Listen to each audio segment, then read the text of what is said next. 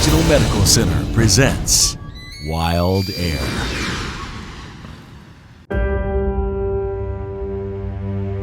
So we look at this farm as our family farm. We all do our part and it works.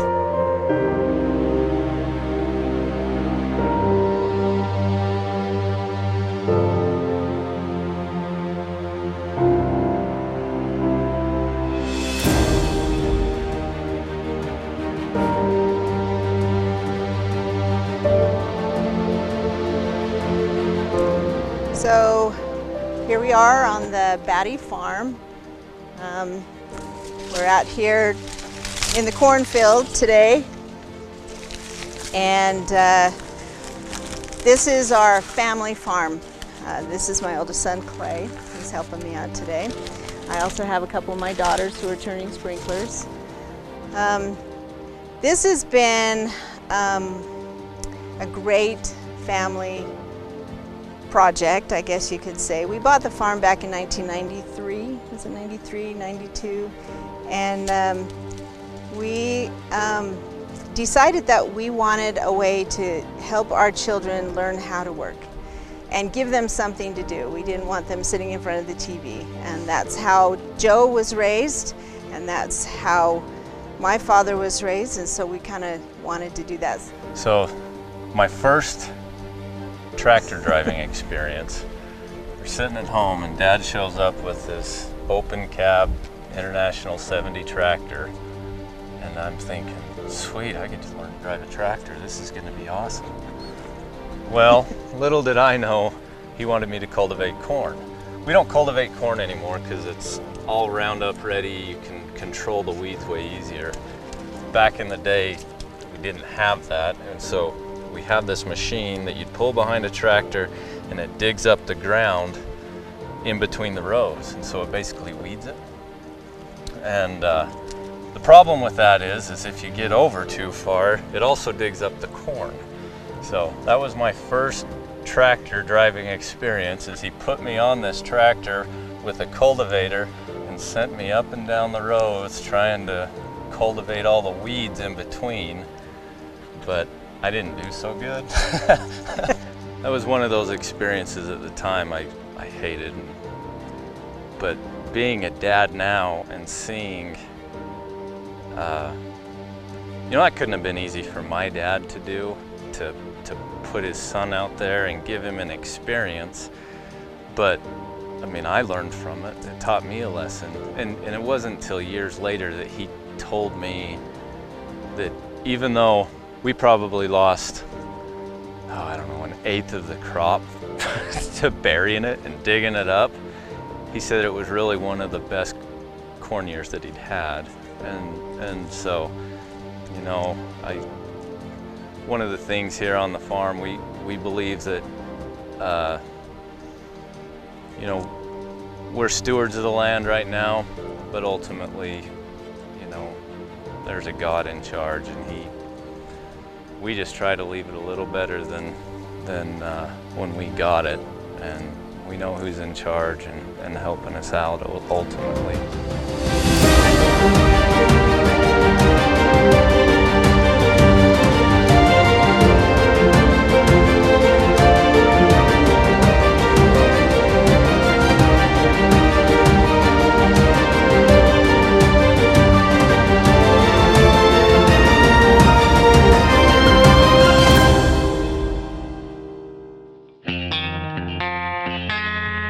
I remember when we first started on this farm, my husband, we bought used tractors and we did whatever we could to cut costs, because it's hard to buy a farm and then buy machinery.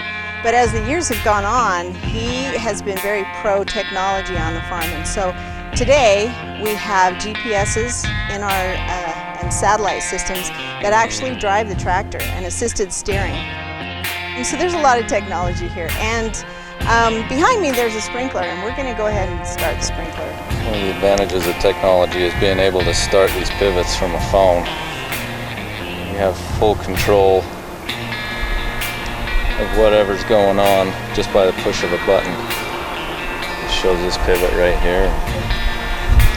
we can start it up.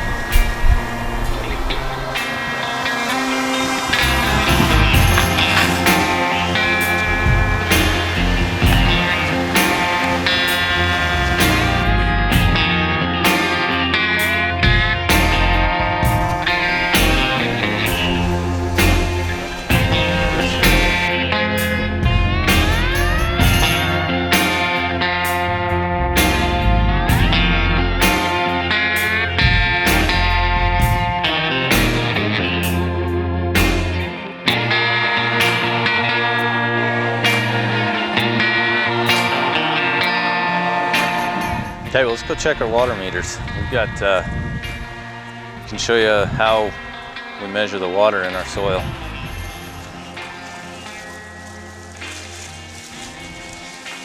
Water to us is pretty precious out here. Being in a desert, we're not privy to lots of rain or anything like that. So we irrigate these fields and we try to manage our water correctly.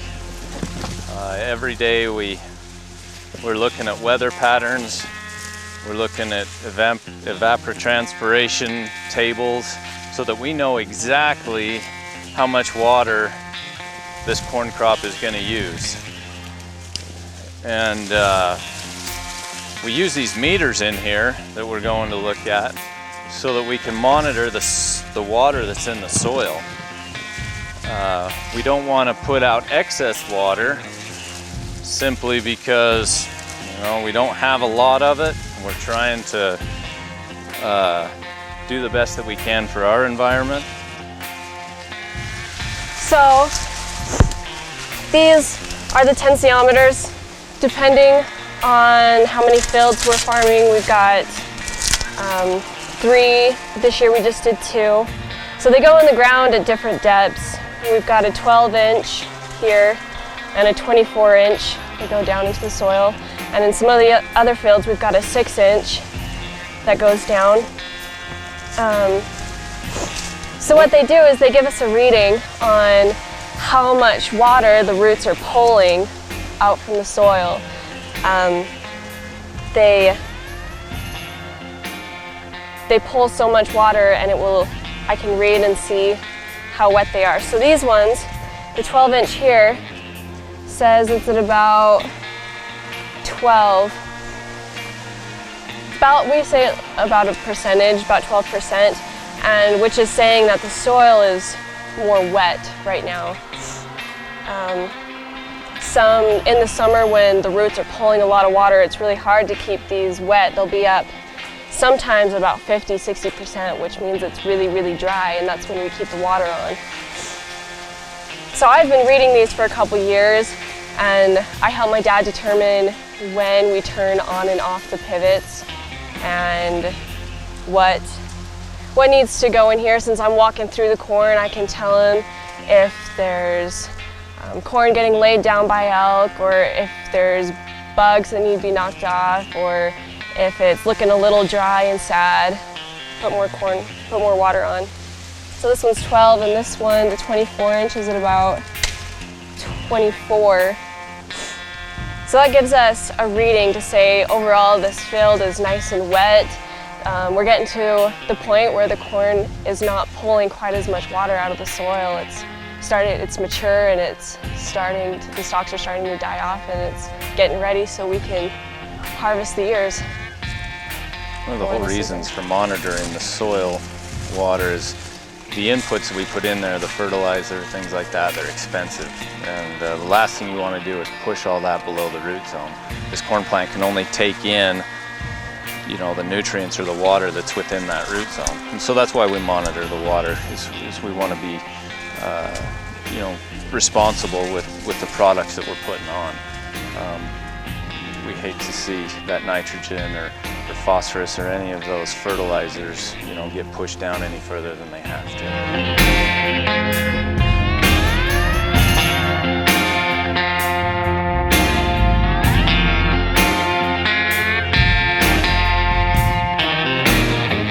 Yeah, this is our lifestyle, and this is our livelihood, and this is how we breathe the wild air.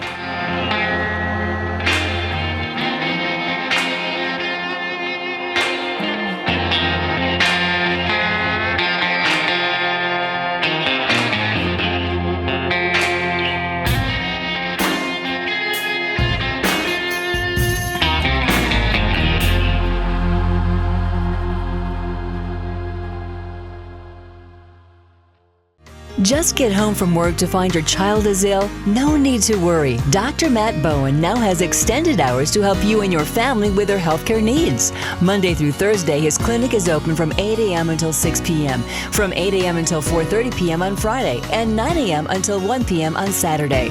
Dr. Bowen is a family practice physician and can treat all your family's medical needs. His new office is at 1680 West Highway 40, Suite 202. Walk-ins are welcome.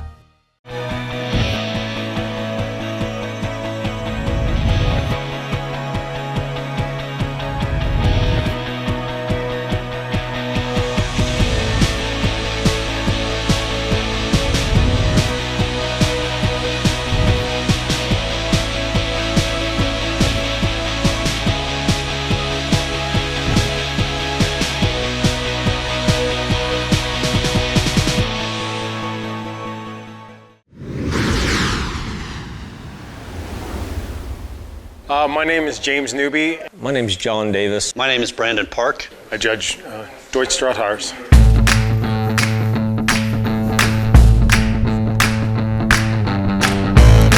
Today I was the test director. Draathaars, I never even knew about Draathaars, and I'm a big hunter. I grew up with Brittany Spaniels, and I thought, you know, I have to have a hunting dog. And then it's interesting, I was ice fishing, and a friend that I was ice fishing with says, "Oh, you got to hunt with my friend's Draathaar," or whatever he calls it. I'm like, there's no such dog that does all this stuff.